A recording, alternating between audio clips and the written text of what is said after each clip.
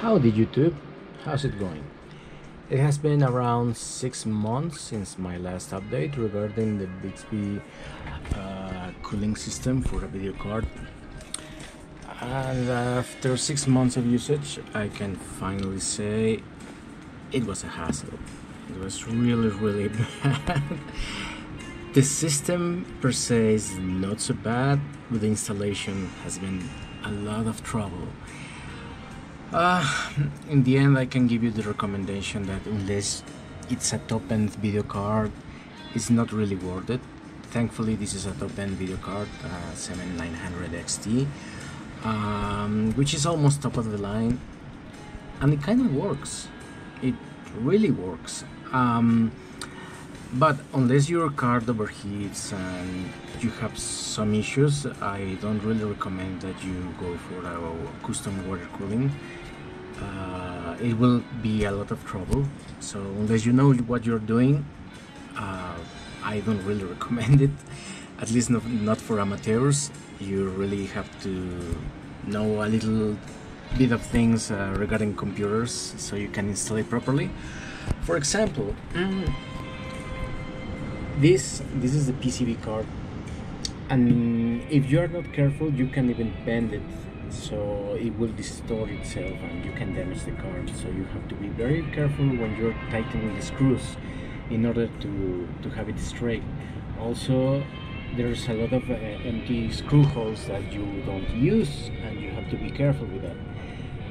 So yeah, it has been quite a while since I uploaded this. I didn't have the time until now. I had to change houses. But yeah. Anyways, let's start with a bit of the basics. Does it work? Yes, it works. You can see my temperature here thanks to for the NCXT cooling. I have the GPU one, and it's 34. Usually in idle, when I use the air cooling, it will be around 60 degrees, 50 to 60 degrees. So it's sitting comfortably right now. It's a bit hot right now. It's about 32 degrees outside. So yeah, it's usually when it's cold, you can see the temperatures be in the GPU about 28 degrees. So that's a big jump. So also there was these little things, these Granzon fans, which are, well, I was surprised by them. If you see the past video, they spin at 3000 RPMs. Do they spin at 3000 RPMs? It's not a known brand, and yes, they do. But the thing is that they are loud. They're very loud when they're spinning at a high RPM, so it's kind of a hassle. In fact, I have it installed with these other fans, which is this is the XPG Gentle Typhoon. If you remember or you know about them, basically the Gentle Typhoon have been on the market for like about 8 to 10 years, and they are very good. Right now only XPG makes them under license, because the original fans no longer are manufactured, but they are quiet and they are one of the best fans I have ever known. I usually have them with those fans because they are super quiet and they work very nice. The only problem is that right now I wanted to test this out properly, the ones that they came with the original product, and they work pretty well. They push a lot of air indeed, but once they start to work in the 65-70% range of their power using PWM settings, they become very loud. Do they work? Yes, they work. But overall, my experience is usually best with these ones. Right now, I'm keeping those inside because right now it's very hot outside, and sometimes this room gets up to 35 degrees. It's really an oven. It's very uncomfortable sometimes to work, but yeah, that's the thing. So yes, I usually recommend. Can I recommend those fans? Yes, if you don't mind the sound and you can actually do a little bit of tweaking on the BIOS so they don't go as loud, and they'll be fine. The system works perfectly well. Now, something I have noticed is that it's cloudy. Now I see some gunk in here, as you can see, this thing. There's no helping that. The only way you can actually solve this is by having another O-ring around the area, like one or two more, so it prevents this kind of filtering. But yeah, I guess I cannot ask for so much more regarding this. I think only one system has them, one cooling system has those double rings, but otherwise, this card is was designed to be actually not in a riser setup, but I decided to use the riser. Otherwise, you will not be seeing this at all. I'm just having that in thought. Also, I need to change my fluid. I use this Corsair Hydro X Series Clear, and probably that's the thing that I should be changed. I don't think it's the card. I don't think it's the system by itself.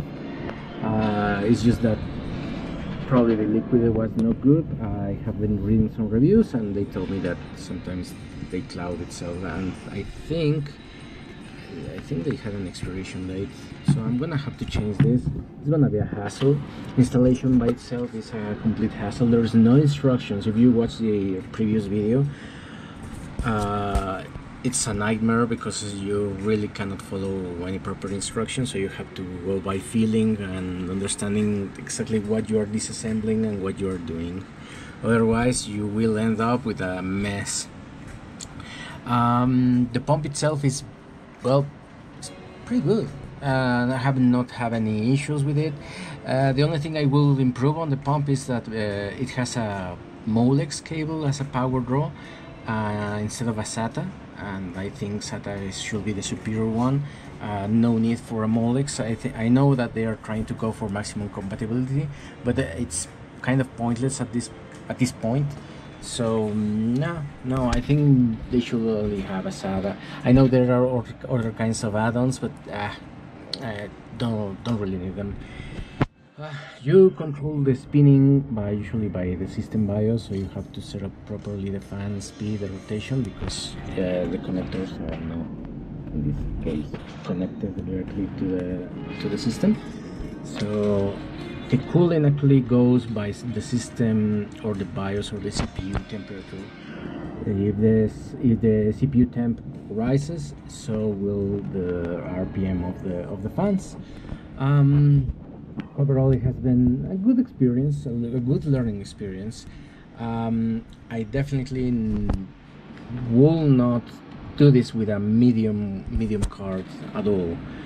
It has to be a high-end card, and I will not risk a 4090, for example, NVIDIA 4090 with this kind of cooling system, unless it was a very high-end from other reputable brands. If you remember, in the past video, I brought this from AliExpress.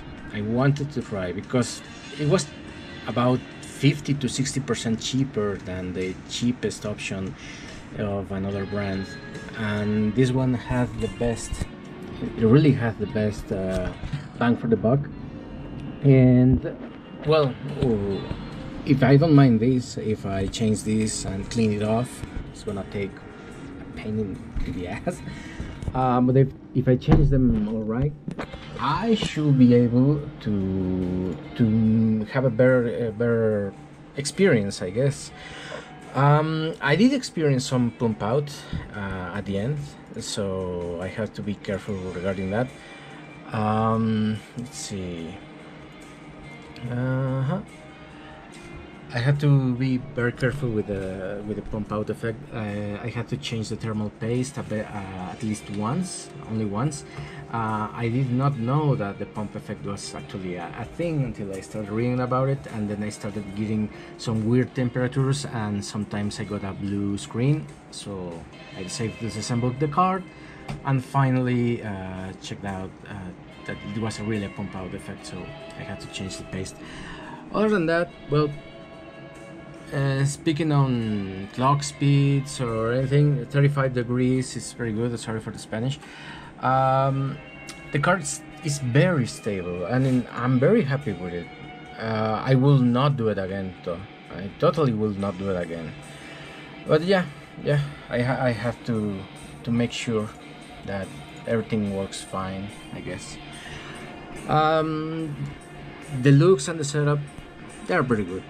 I have no regrets regarding that.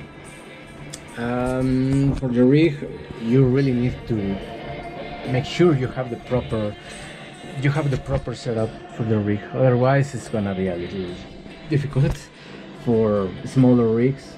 So you have to be very conscious about how you wish to make the system work with the space you have, the system you're working on. And yeah.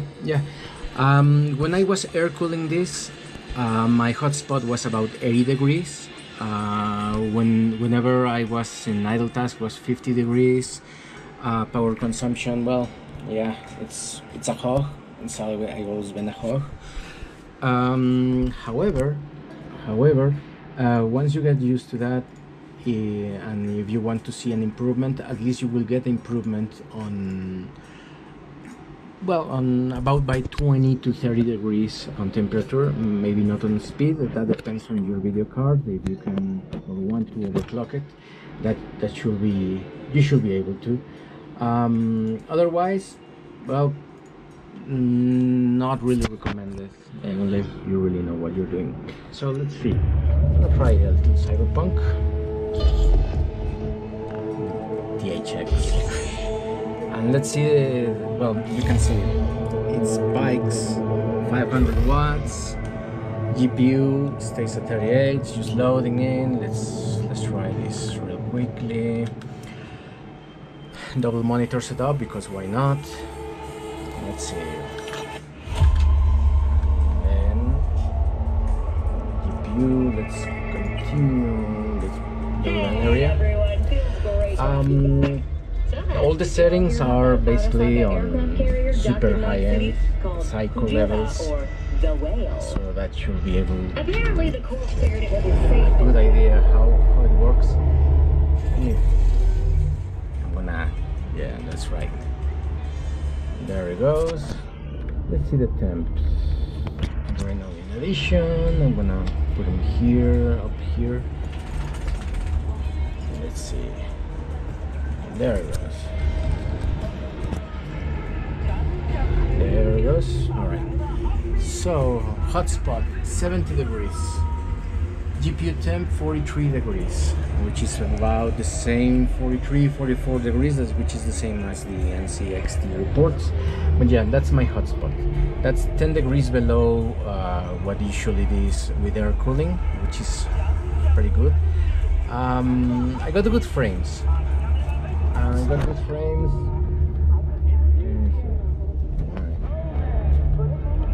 Let's see. Well, let's load the settings in graphics. Let's run the benchmark. The only thing that this card cannot do is doing path tracing, but yeah, that's just for 4090s, I guess. No point of having anything else. Let's see, GPU 44, hotspot 70, and there it goes. 37 on 4040p on psycho settings, and GPU temp is about 45 degrees. CPU 45 degrees, which is a Core i5 and 14600K. A little overclock, nothing special. You can see the voltage, which is basically I keep it at stock settings, but I can go a little overvolt and get a little more FPS, but no point really. 40 FPS, pretty good, pretty decent. There it goes. 49, 40, 39. Not bad. 72. Alright. Clock speed 2500, which is fine. And there it goes, average FPS 38, mine max time. It's pretty good. Nvidia Radeon 7900 XT, 20 gigs of RAM, with a Core i5 14600KF, with 32 gigs of RAM, and Windows 11. Right, and well, there it goes. It's pretty good. 40 degrees after a stress test, not bad. 70 degrees hotspot, and I think I'm set. Like I said, it's, well, don't do it unless you know what you're doing. Otherwise, you stick with two-air cooling. Otherwise, I have to say, once I clean this up and change the liquid, it's a very good computer and a very good system. Well, that's my update. Let's see how this thing lasts. I'm gonna post another update if I find anything else to say about it. Otherwise, that's about it. I'm pretty happy with my system. I wish this thing only, well, the gunk didn't accumulate like this. I will have to clean it up whenever I have time. But so far, even with all this cloudy stuff, the system works. So, yay, I guess. That's about it. Thank you, and well, I'll be seeing you. Thank you.